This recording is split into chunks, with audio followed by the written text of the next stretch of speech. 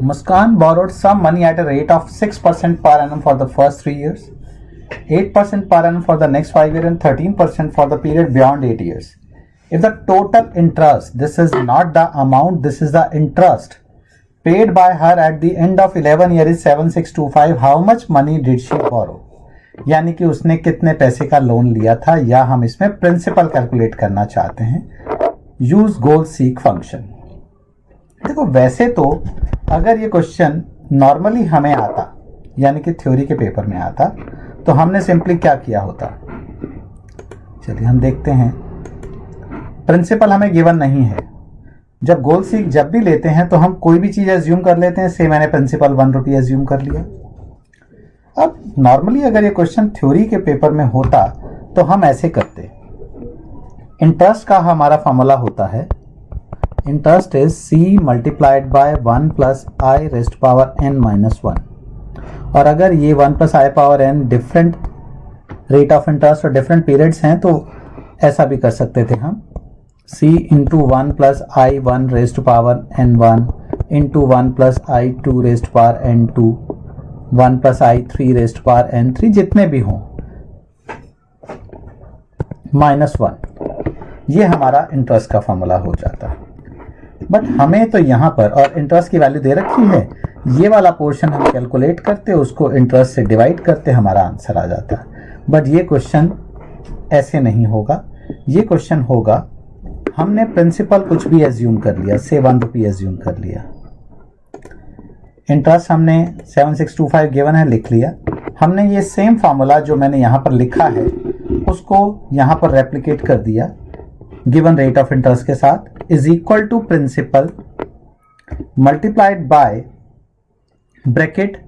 अब देखो यहाँ पर आप देखेंगे एक ब्रैकेट यहाँ पर है, एक ब्रैकेट यहाँ से ओपन है। इसका मतलब यहाँ पर मुझे स्टार्टिंग में 2 ब्रैकेट से शुरुआत करनी पड़ेगी। 1 प्लस इंटरेस्ट रेट, ये रहा bracket close, raise to power. मैंने कहा था ब्रैकेट के अंदर जो पावर है, अगर आगे फॉर्मूला कंटिन्यू होने वाला है तो उस पावर को हम ब्रैकेट के अंदर लिखेंगे।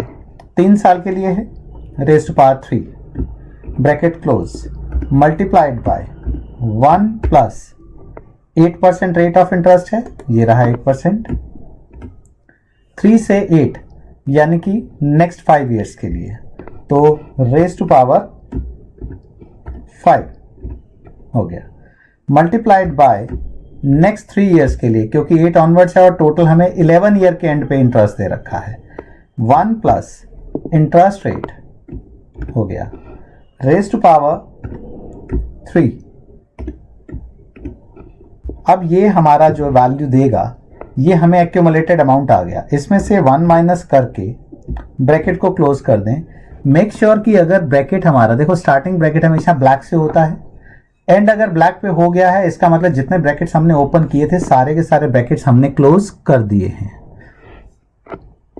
एंटर किया हमने, इंटरेस्ट का अमाउंट इतना आ गया, यानी with the principle of 1 rupee interest हमने 1.52506 कमाया होता, बट हमें इंटरेस्ट का अमाउंट तो 7625 दे रखा है। सो यहां पर हमने अब गोल सीक अप्लाई करना है। Data, what if analysis, goal seek.